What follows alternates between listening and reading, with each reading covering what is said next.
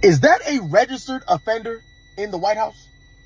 We got registered offenders shaking hands with the president in the White House. Now listen, I knew we had some offenders. I knew we had offenders in the White House. But a registered red dot resident offender in the White House shaking hands with the president is crazy. Donald Trump decided to invite Lawrence Taylor, NFL legend, Hall of Famer, and registered offender, to the White House to be part of the Council for Sports, Fitness, and Nutrition. That Council for Sports, Fitness, and Nutrition oversees the sports, fitness, and nutrition for children. Yeah, and I say children, and it matters because Mr. Lawrence Taylor is a registered offender because he was messing with a child. Okay? Now I got a question for you. How does this happen? I don't care if you're left, I don't care if you're right, I don't care if you're down the middle. You gotta admit this is weird.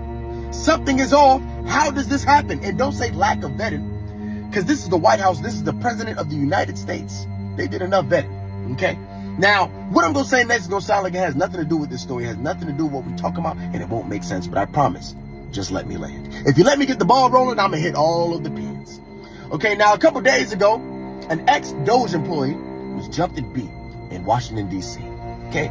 He was jumped by, allegedly, a group of underage teenagers. I say underage, I want you to keep that in your mind. Now, Trump seen this and said, hey, I think we should be able to charge these minors, these violent minors, as adults.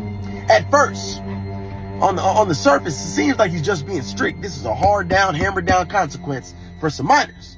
When you think about it in totality and you think about where it could go to, it starts to get weird.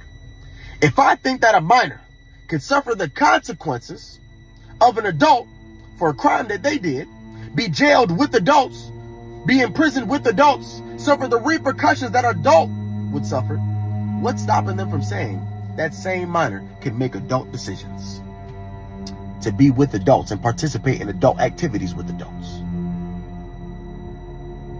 You're not understanding what I'm saying. They're blurring the lines between what is a minor and what is an adult. If I can charge a minor as an adult and imprison them with an adult, what's stopping them from saying this minor can make adult decisions for themselves?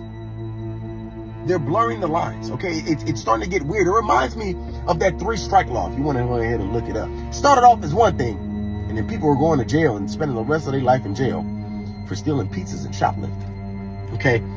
Now, I don't know what's going on with the Epstein files being missing and these registered red dot offenders being all in the White House shaking hands with the president. I feel like they're going to continue to blur these lines until you erase them.